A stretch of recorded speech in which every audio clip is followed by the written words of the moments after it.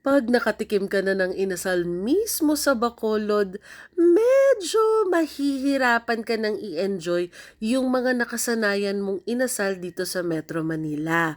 At dahil catering is life, motherhood is lifer, and TikTok is lifest, tara gawa tayo ng authentic chicken inasal na hindi matamis, hindi lasang barbecue lang na manok, yung lasang Bacolod, ganun. Okay, so linisin muna natin yung ating chicken leg quarter para matanggal yung lansa. So first, tatanggalan ng innards and then kukuskusan natin ng rock salt. And then, babanlawan. So kahit anong karne, kapag nag-touch sa heat, ang tendency is mag-curl up. So i-dislocate natin yung joint ng leg quarter or ng paa at saka ng thigh. Tapos gigilitan natin ito. So yung pag ginilitan mo siya, make sure na malapit talaga sa buto para kapag binabad natin, pasok na pasok yung lasa, tas mabilis siya maluto. Gagamit tayo ng ginger. So wag niyo nang balatan, huwag niyo nang pahirapan sarili niyo. Basta hugas ng maayos, okay na yan. Ayaw natin ma-overpower ng pambabad yung lasa ng chicken. We still want it to taste like chicken.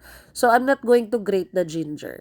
Tapos yung garlic, hiwain lang natin sa gitna. So, we have 3 pieces. Tapos yung chicken ay 2 kilos. And maglalagay rin tayo ng sibuyas. Ayan, so maglalagay tayo ng napakaraming kalamansi. Optional na sa'yo yan or depende na sa'yo kung iiwan mo yung balat dyan.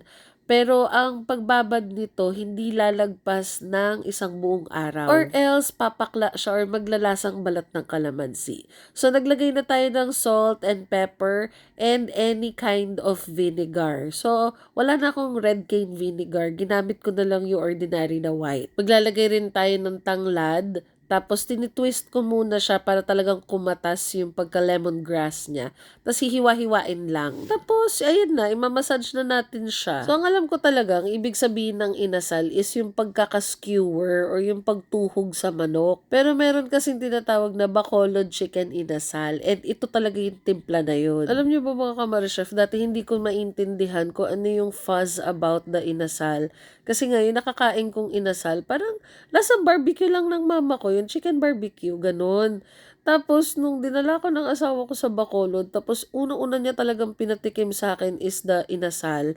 Ay, I tell you, sabi ko, okay, iba talaga yung lasa niya. So, I asked the aunt of my husband kung ano yung timpla. Tapos, ang sagot niya sa akin, ay, day, ahos, luya, kag bombay lang, dason, butangan ng kalamansi, tsaka madamo na vinegar. Wala talaga nung natikman ko yung totoong inasal na Bacolod style. Ang hirap na talaga mag-move on. Pag nalalasahan ko may unting tamis or parang nilagyan ng toyo, hindi talaga ako natutuwa kasi hinahanap ko talaga yung asim. Tapos teternohan mo ng magandang klaseng chicken oil. Tapos garlic rice. Tapos maanghang na toyo mansi. Tapos sobrang crisp na soda. Oh my goodness!